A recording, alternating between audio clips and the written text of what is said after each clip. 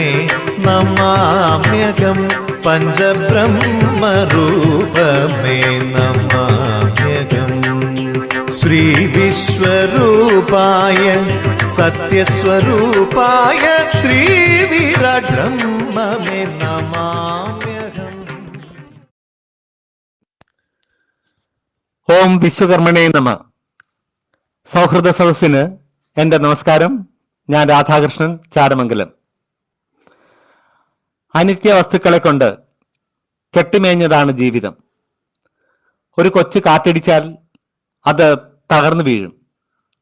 ഇപ്പോൾ ലോകത്ത് എല്ലായിടത്തും വീശിയടിക്കുന്ന കൊടുങ്കാറ്റിൽ ലോക ജനത ആടി ഉലയുകയും തകർന്നു വീഴുകയുമാണ്. അതിൻ്റെ ഒരു ഇളങ്കാറ്റ് എന്നെയും തഴുകി കടന്നുപോയി. അങ്ങനെ ഞാനും വീട്ടുതടങ്കലിലായി. ആ സമയം എനിക്ക് അനുഭവപ്പെട്ട കൊച്ചു കൊച്ചു ആശങ്കകളിൽ നിന്നുള്ള ഒരു വിഷയമാണ് ഞാൻ ഇന്ന് വിശ്വജ്യോതി ശ്രോതാക്കളുമായി പങ്കുവയ്ക്കാൻ ആഗ്രഹിക്കുന്നത്. അതുകൊണ്ട് ഇന്ന് നമ്മൾ പങ്കുവയ്ക്കുന്ന വിഷയം കൊറോണയും മനുഷ്യനും. ഈ വിഷയം പറയാൻ ശ്രമിക്കുമ്പോൾ ആദ്യം തന്നെ പറയട്ടെ, ഇത് കൊറോണയെക്കുറിച്ചോ മനുഷ്യനെ കുറിച്ചോ ഉള്ള ഒരു ശാസ്ത്രീയമായ പഠനമോ വിവരമോ ഒന്നുമല്ല. മറിച്ച് ഒരു ദിവസം പെട്ടെന്ന് മുറിയിൽ അകപ്പെട്ടു പോയവന്റെ വീർപ്പുമുട്ടും വിചാരവും മാത്രമാണ്. വെള്ളത്തിൽ വളരുന്ന പൂക്കളുടെ തലയെടുപ്പ് വെള്ളത്തിന്റെ അളവനുസരിച്ചാണ്. ഉദാഹരണമായി ആമ്പലും താമരയും. വെള്ളം പൊങ്ങുമ്പോൾ ആമ്പലും പൊങ്ങും, വെള്ളം താഴുമ്പോൾ ആമ്പലും താഴും. ഇതുപോലെ തന്നെയാണ് മനുഷ്യന്റെ തലയെടുപ്പും. ഓരോരുത്തരുടെയും ആരോഗ്യത്തിനനുസരണമായി ഓരോരുത്തർക്കും ഓരോ തലയെടുപ്പുകളാണ്. ആരോഗ്യമുള്ളപ്പോൾ തലയെടുപ്പ് ഉയരും, ആരോഗ്യം കുറയുമ്പോൾ തലയെടുപ്പ് താഴും.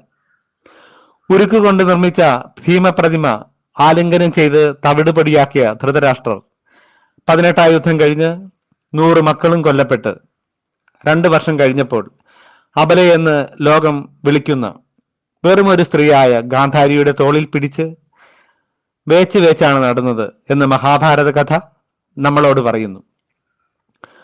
ആരോഗ്യം ഒരു കാലാവസ്ഥയാണ്. ചെറുപ്പത്തിൽ അത് തളിർക്കുകയും പൂക്കുകയും കായ്ക്കുകയും ചെയ്യുന്നു. വാർദ്ധക്യത്തിൽ അത് വാടുകയും കൊഴിയുകയും കരിയുകയും ചെയ്യുന്നു. പ്രകൃതിയിൽ അതാത് കാലത്തുണ്ടാകുന്ന ഹൃദ്ഭേദങ്ങൾ പോലെയാണ് മനുഷ്യ ശരീരത്തിലും ബാല്യ കൗമാര യൗവനങ്ങളും വാർദ്ധക്യവും മരണവും എല്ലാം.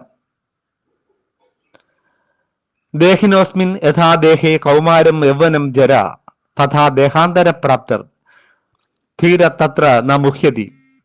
ഒരാളുടെ ശരീരത്തിൽ ബാല്യവും കൗമാരവും യൗവനവും വാർദ്ധക്യവും എങ്ങനെ ഉണ്ടാകുന്നുവോ അതുപോലെ തന്നെയാണ് ദേഹാന്തര പ്രാപ്തിയായ മരണവും. അതിൽ ധീരൻ ദുഃഖിക്കയില്ല എന്ന് ഭഗവാൻ ശ്രീകൃഷ്ണൻ ഗീതയിൽ നമ്മളോട് പറയുന്നുണ്ട്. ഉറക്കമല്ല, മോഹാത്സ്യമല്ല, സമാധിയുമല്ല, അതിനുമപ്പുറത്തുള്ള മരണമെന്ന 4ാമത്തെ അവസ്ഥയെ അറിയാൻ ജീവിത വിരക്തി വന്നവർക്ക് കൂടി ഭയമാണ്. ബാല്യത്തിൽ യൗവനത്തിനായും യൗവനത്തിൽ വാർദ്ധക്യത്തിനായും വാർദ്ധക്യത്തിൽ മരണത്തിനായും തയ്യാറെടുക്കുക എന്ന് മഹത്തുക്കൾ പറഞ്ഞു തന്നിട്ടുണ്ട്. രോഗവും മരണവുമെല്ലാം ഓരോരുത്തരുടെയും വ്യക്തിപരമായ കാര്യമാണ് എന്നാണ് ലോകത്തിലുള്ള അധികം പേരും കരുതുന്നതും മനസ്സിലാക്കുന്നതും. മഹാമാരികൾ പലതും ഒരാളുടെ മാത്രം കാര്യമല്ല, അത് എല്ലാവരെയും ബാധിക്കുന്ന പകർച്ചവ്യാധിയാണ്. ഈ സത്യം മനുഷ്യനെ ആശങ്കയിലാക്കുന്നു. ആശങ്കയല്ല, കരുതലാണ് വേണ്ടത് എന്ന് ആശങ്കയോടെ പറയുകയാണ് ഭരണാധികാരികൾ. ധവള വിപ്ലവത്തിന് കുറവേതുമില്ല. പശുക്കൾ മൈതാനിയിൽ മേഞ്ഞു നടക്കുന്നു, പക്ഷേ കിടാങ്ങൾ പട്ടിണിയിലാണ് എന്ന് പറഞ്ഞ അവസ്ഥയിലാണ് ലോകത്തിലുള്ള എല്ലാ ഭരണകൂടങ്ങളും. COVID-19 എന്ന കൊറോണയെ അമർച്ച ചെയ്യാനുള്ള ശ്രമത്തിലുമാണ്. അതിനായി ചെയ്യാവുന്നതെല്ലാം എല്ലാ രാജ്യവും എല്ലാ സർക്കാരുകളും ചെയ്യുന്നുണ്ട്. എത്ര തുണികൾ ചുറ്റിയിട്ടും പിന്നെയും പിന്നെയും ബാക്കിയാകുന്ന ഹനുമാന്റെ വാല് പോലെ ചെയ്തതിലധികം ഇനിയും ചെയ്യാനുണ്ട് എന്ന യാഥാർത്ഥ്യം എന്നിട്ടും ബാക്കിയാവുകയാണ്. രോഗികളുടെ എണ്ണം ദിനം പ്രതി വർദ്ധിച്ചുകൊണ്ടിരിക്കുന്നു. പരിഹാരം തേടി ലോകം പരക്കം പായുന്നു. പ്രതിരോധ ഔഷധങ്ങളുടെ നിർമ്മാണം പൂർത്തിയായി എന്നും അവസാന ഘട്ടത്തിലാണെന്നും അവകാശവാദങ്ങളുമായി രാജ്യങ്ങൾ പരസ്പരം മത്സരിച്ചുകൊണ്ടിരിക്കുന്നു. സോപ്പ്, മാസ്ക്, ഗ്യാപ്പ്, കൈ കഴുകുക, പകർച്ച തടയുക, അകലം പാലിക്കുക, രോഗകാരി അല്ലെങ്കിൽ വൈറസ്, രോഗി, അന്തരീക്ഷം.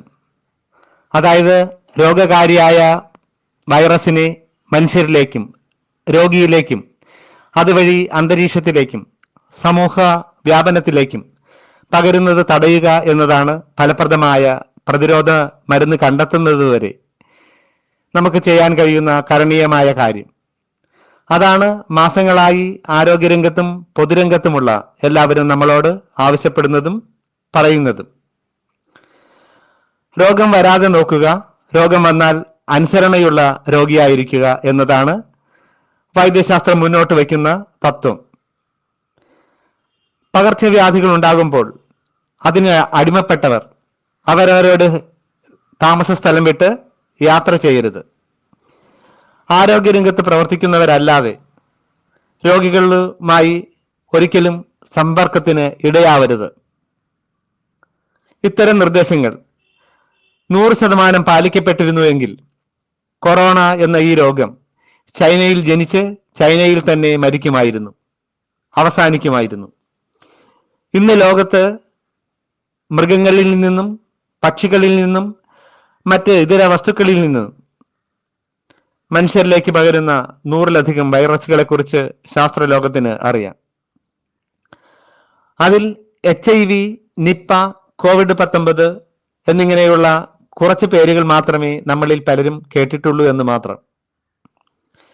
ഏതാണ്ട് 10-14 വർഷങ്ങൾക്ക് മുമ്പ് തന്നെ ഇത്തരമൊരു വൈറസ് ബാധയെക്കുറിച്ച് ശാസ്ത്രലോകം മുന്നറിയിപ്പ് തന്നിരുന്നതാണ്. പ്രകൃതിയും ശാസ്ത്രകാരന്മാരും നൽകുന്ന മുന്നറിയിപ്പുകളിൽ പലതിനെയും നമ്മൾ മുഖവിലയ്ക്ക് എടുക്കാറില്ല എന്നതാണ് സത്യം. നമ്മൾ അതിനെയൊക്കെ സൗകര്യപൂർവ്വം മറക്കുകയോ അവഗണിക്കുകയോ ചെയ്യും. ഒരു പ്രവൃത്തിക്ക് ഒരു പ്രതിപ്രവർത്തനമുണ്ട് എന്ന് മാത്രമേ നമ്മളിൽ പലരും മനസ്സിലാക്കിയിട്ടുള്ളൂ. എന്നാൽ അതിന് അന്തിമമായ ഒരു വിധിയുണ്ട്, ഒരു റിസൾട്ട് ഉണ്ട് എന്ന് എല്ലാവരും മനസ്സിലാക്കുന്നില്ല. പ്രകൃതിയുടെ ചില മുന്നറിയിപ്പുകളെ അവഗണിക്കുന്ന പക്ഷം മനുഷ്യർ പ്രകൃതിയിൽ നിന്ന് നേടിയിട്ടുള്ള ഒന്നാമത്തെയും രണ്ടാമത്തെയും നേട്ടങ്ങളെ മാത്രമല്ല, ഇനി മുന്നോട്ടുള്ള എല്ലാ നേട്ടങ്ങളെയും വളരെ പെട്ടെന്ന് സംഹരിച്ചു കളയുവാൻ പ്രകൃതിക്കാവൂ. ഇത് അനേക തവണ പ്രകൃതി പ്രവൃത്തിയിലൂടെ ലോകത്തിന് കാട്ടിത്തന്നിട്ടുള്ളതാണ്.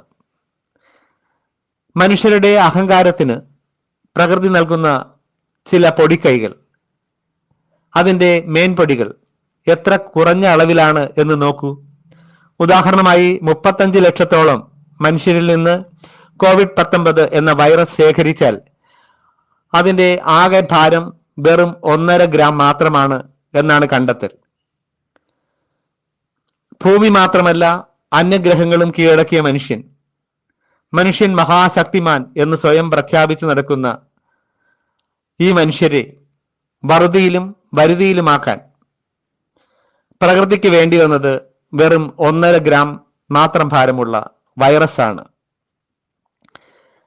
ദൈവം മറിച്ചു കരുതിയിടിൽ അരക്ഷണത്തിൽ ദേവൻ വെറും പുഴു മഹാബ്ധി മരുപ്രദേശം എന്ന കവിവചനം ഇവിടെ സത്യമായി തീരുകയാണ്. കോവിഡ് വാക്സിൻ വരും, എല്ലാം ശരിയാകും എന്ന് പറഞ്ഞ പൗരുഷം കൊണ്ട് ലോകത്തെയും രോഗത്തെയും അവഗണിക്കുന്ന ഒരു കൂട്ടം ആളുകളുണ്ട്. ശുഭാപ്തി വിശ്വാസം വളരെ നല്ല ഒരു ഗുണമാണ്. പക്ഷേ മുൻകൂർ എടുത്തുചാട്ടം ആവശ്യമാണോ? ട്രാഫിക് ബ്ലോക്കിൽ പച്ച വെളിച്ചം കാത്തു കിടക്കുന്ന ചിലർ ഓറഞ്ച് ലൈറ്റ് കത്തുമ്പോൾ തന്നെ വണ്ടി മുന്നോട്ട് വായിക്കുന്നതും അതുവഴി അപകടത്തിൽപ്പെടുകയോ സിഗ്നൽ തെറ്റിച്ചതിന് പിഴ കൊടുക്കേണ്ടി വരികയോ ഒക്കെ ചെയ്യുന്നത് പലപ്പോഴും കാണാറുണ്ട്. കൊറോണയുടെ കാര്യത്തിൽ അതിനേക്കാൾ അപകടകരമാണ് നിയമം തെറ്റിക്കുക എന്ന് പറഞ്ഞാൽ. ഒരുത്തൻ ഒരു മഹാപാപം ചെയ്തെന്നാൽ അതിൻ ഫലം പരക്കെയുള്ള മഹാജനങ്ങൾക്കൊക്കെ കിട്ടും. എന്ന് പറഞ്ഞതുപോലെ ഒരാൾ ചെയ്യുന്ന പ്രവൃത്തിയുടെ ഫലമായി ഒരു ഗ്രാമം തന്നെ അടച്ചുപൂട്ടപ്പെടാം.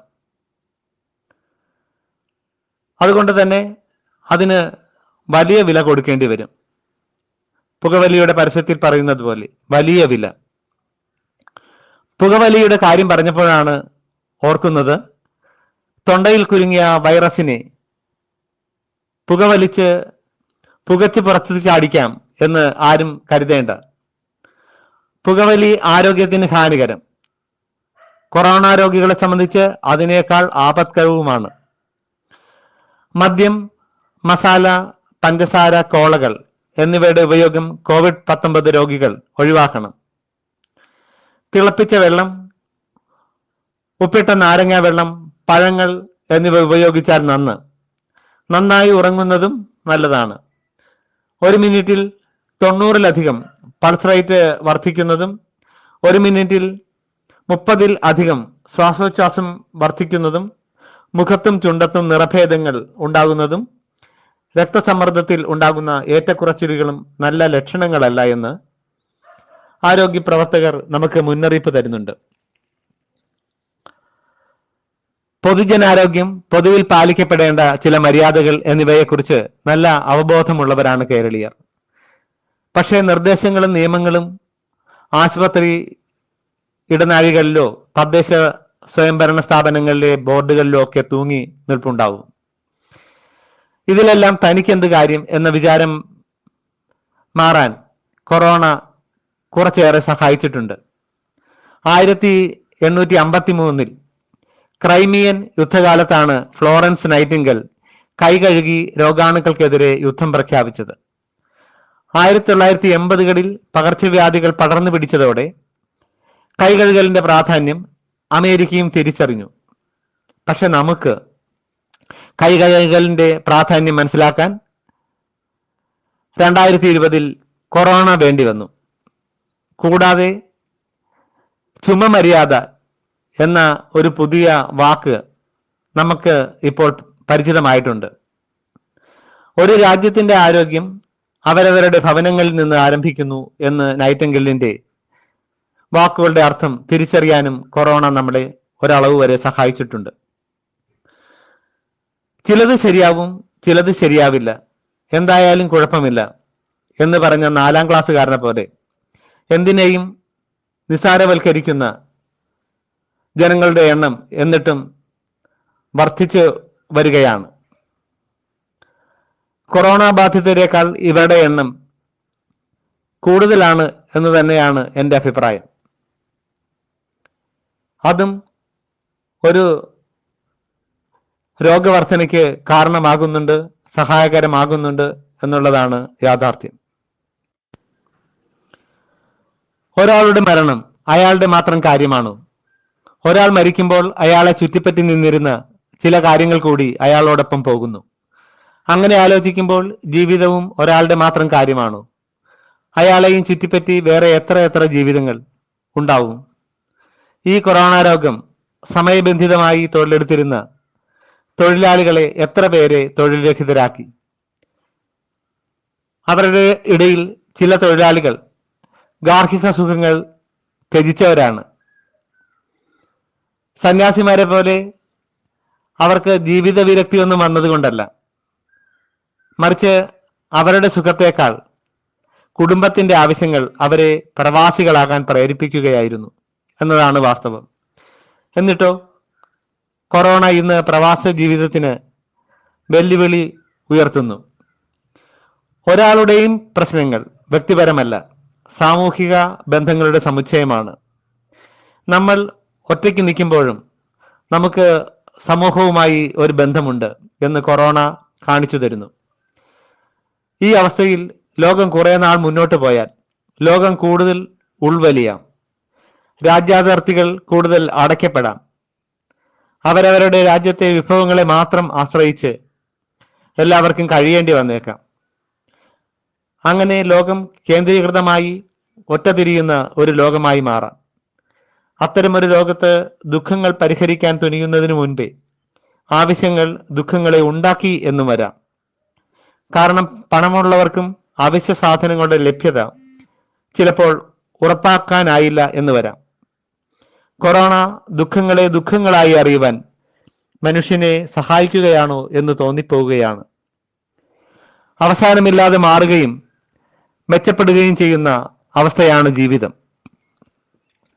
മുന്നോട്ട് മാത്രം ചുവടുവെച്ച് നീങ്ങുന്ന ഒരു നൃത്തമാണ് ജീവിതം. കൊറോണയ്ക്ക് ശേഷം ജീവിതം മാറുന്നു, മെച്ചപ്പെടുമെന്നുള്ളതിന് യാതൊരു ഉറപ്പുമില്ലാതെ. എങ്കിലും നമുക്ക് മുന്നോട്ട് മാത്രം ചുവടുവെച്ച് നീങ്ങാം പ്രത്യാശയോടെ. വിശക്കുന്നവനും ദാഹിക്കുന്നവനും ജാതി മത വർഗവർണ്ണ വ്യത്യാസങ്ങളൊന്നുമില്ല. അതുകൊണ്ടാണ് അനാഥാലയങ്ങൾ മതേതരമായിരിക്കുന്നത്. പുത്രനില്ലാത്തവനും ഭൃത്യനില്ലാത്തവനും ദരിദ്രനാണ് എന്ന് ഭാരതീയ സങ്കല്പം. പുത്രനുള്ളവനും ഭൃത്യനുള്ളവനും എന്നിട്ടും അനാഥാലയങ്ങളിൽ എത്തുന്നുണ്ട് എന്ന സത്യം നിലനിൽക്കുകയാണ്. ലോകത്ത് കൊറോണ വന്നതിന് ശേഷം എല്ലാ സൂചികകളും താഴേക്ക് പതിക്കുകയാണ്. സാമ്പത്തിക രംഗം തകർന്നു തരിപ്പണമാകുന്നു. തൊഴിൽ മേഖല, വാണിജ്യം, വിദ്യാഭ്യാസം തുടങ്ങിയിട്ടുള്ള സകല മേഖലകളും സ്തംഭനാവസ്ഥകളിലാണ്. ഇത്തരമൊരു സാഹചര്യത്തിൽ ആത്മഹത്യകളും പട്ടിണി മരണങ്ങളും ലോകത്ത് വർദ്ധിക്കാനിടയുണ്ട്. ലോകത്തുള്ള ദരിദ്രർ കൂട്ടം കൂടാനും അതുവഴി കമ്മ്യൂണിസം പോലെയുള്ള ഏതെങ്കിലും പ്രസ്ഥാനങ്ങൾ ഉടലെടുക്കുവാനും ഉള്ള സാധ്യതകളും വിലയിരുത്തലുകളും COVID-19 വൈറസിനൊപ്പം തന്നെ സമൂഹ മാധ്യമങ്ങളിൽ വൈറലാകുന്നുണ്ട്. ശാസ്ത്രലോകം എത്രയും വേഗം വളരെ ഫലപ്രദമായ പ്രതിരോധ വാക്സിൻ കണ്ടെത്തും, ലോകം വളരെ വേഗം പഴയ പടിയായിത്തീരും എന്ന് വിശ്വസിക്കുന്നവരും കോവിഡിന് മുൻപും കോവിഡിന് ശേഷവും ഒരേ ലോകമായിരിക്കില്ല എന്ന് വിശ്വസിക്കുന്നവരുമുണ്ട്. എല്ലാം വിശ്വാസമാണ്. വിശ്വാസം അതല്ലേ എല്ലാം. 1947 കാലഘട്ടത്തിൽ ഇന്ത്യയിലെ ശരാശരി ആയുർദൈർഘ്യം ഏതാണ്ട് 40 വയസ്സായിരുന്നത് വൈദ്യശാസ്ത്ര രംഗത്തെ കുതിച്ചു ചാട്ടം കൊണ്ട് 75 വയസ്സിലേക്ക് ഉയർത്താനും ഗ്രാമഗ്രാമാന്തരങ്ങളിൽ സ്ഥാപിതമായിട്ടുള്ള പ്രാഥമിക ആരോഗ്യ കേന്ദ്രങ്ങളുടെ മെച്ചപ്പെട്ട പ്രവർത്തനങ്ങൾ വഴി നല്ല ആരോഗ്യ വിദ്യാഭ്യാസവും പുതിയ ആരോഗ്യശീലങ്ങളും പ്രചരിപ്പിക്കുവാനും അതുവഴി മഹാമാരികളെയും പകർച്ചവ്യാധികളെയും അമർച്ച ചെയ്യാനും നമുക്കായിട്ടുണ്ട്. രോഗങ്ങളുടെ കാര്യത്തിൽ വലിയ ആശങ്കകൾക്ക് അടിമപ്പെടാതെ തന്നെ ജീവിച്ചു പോകാനും ജനങ്ങൾക്ക് ആവുന്നുണ്ട്.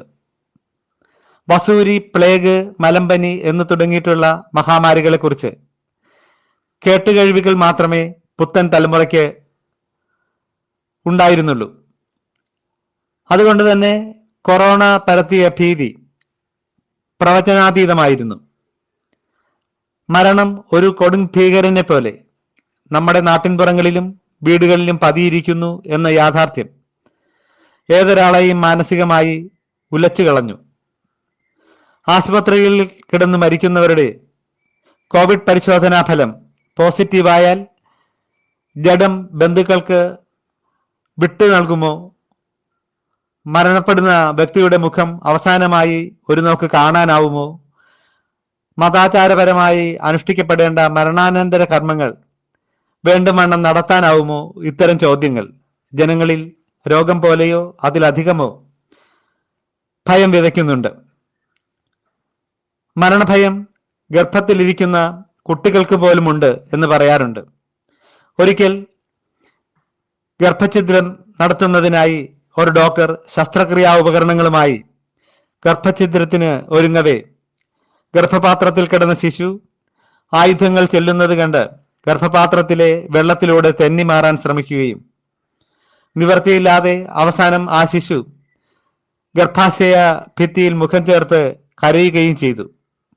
ഇതിന്റെ ചിത്രങ്ങൾ കണ്ട ഡോക്ടർ പിന്നീട് ഗർഭഛിദ്രം ചെയ്യുന്നത് നിർത്തി എന്ന് എവിടെയോ വായിച്ച ഒരു ഓർമ്മയുണ്ട്. ജനിക്കാനിരിക്കുന്ന കുട്ടികൾക്ക് പോലും മരണഭയം എന്തുകൊണ്ടുണ്ടാകുന്നു?